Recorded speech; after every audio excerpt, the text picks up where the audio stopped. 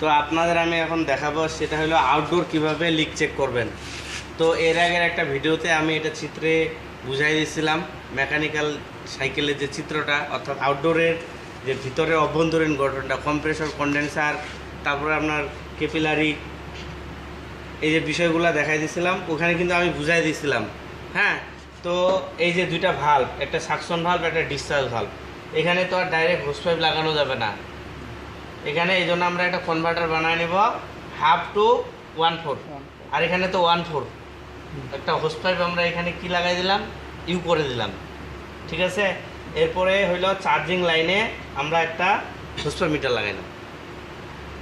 তো এখন এটা সেলফ প্রেসারে আমরা আপনার লিক চেক করব।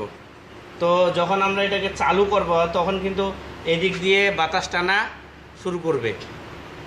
হ্যাঁ, যখনই আমরা এটা লক করে দিব, এটাকে আমরা যখনই লক করে দেব অ্যালার্ম কি দিয়ে, তার মানে পুরা বাতাসটাই কি কন্ডেন্সারে জমা হয়ে যাবে। এভাবে কিছুক্ষণ টানানোর পর যখন টানবে না, যখন কম টানবে, তখন আমরা এই মিটারের চাবিটা বন্ধ করে দেব এবং সাথে সাথে কম্প্রেসরটাকেও বন্ধ করে দেবো, মানে এই আউটডোরটাকেও বন্ধ করে দেবো। তাহলে প্রাথমিক অবস্থায় এটা লুজ থাকবে। এটা এখানে একটা ইউ প্যাটার্ন লাগাই নেবেন, লুজ থাকবে। চালু করবেন, চালু করার পরে দেখবেন যে এই দিক দিয়ে টানতেছে, তখনই এটা আপনি চাবিটা বন্ধ করে দেবেন। তাহলে কন্ডেন্সারে বাতাসটা জমা হয়ে থাকবে। এভাবে কিছুক্ষণ টানার পরে যখন আর এই দিক দিয়ে কম টানবে বা টানবে না, তখন এই চাবিটা বন্ধ করে দিয়ে সাথে সাথে এই আউটডোরটাকে বন্ধ করে দেব। অন্যথা বেশিক্ষণ চালাইলে কম্প্রেসরটা নষ্ট হইতে পারে। আপনার ওই পাশে যে কন্ডেন্সার যে সাইড আছে, স্টেইনার বা ক্যাপিলারি বা টিউব বাস্ট হয়ে যেতে পারে। তো ঠিক আছে, তাহলে যখন বন্ধ করতে বলবো তখন বন্ধ করে দেবেন। হ্যাঁ, এখন চালু করেন। এখানে দেখেন এম্পিয়ার মিটারে এই যে দেখেন টানতেছে যে তার প্রমাণ হইল এই যে কাঁটাটা কি জিরোর নিচে যাচ্ছে। তাহলে আমি কি করব, এটাকে প্রথম অবস্থায় অফ করে দিলাম, তাই না? অফ করে দিয়ে এই যে টানে, এই যেটা টানতেছে এটা কোথায় পাঠায় দিচ্ছে, কন্ডেন্সারে জমা হচ্ছে।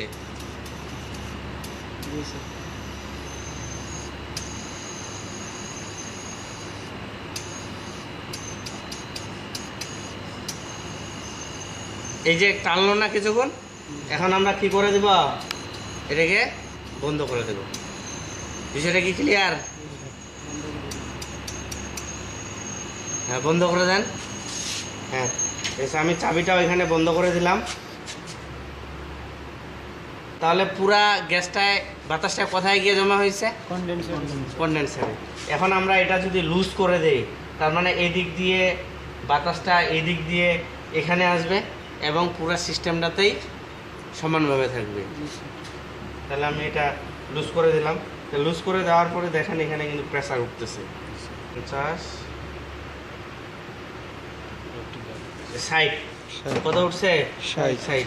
এটা 100 উঠাইতে পারলে ভালো। হ্যাঁ, তাহলে এখন আমরা কি করব, এখন সাবান ফেনা দিয়ে দেখব।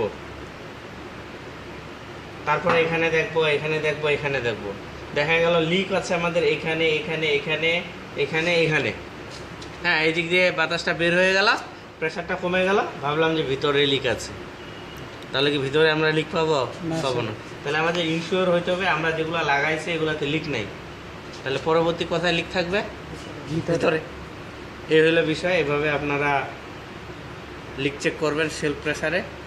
তো এই পর্যন্তই।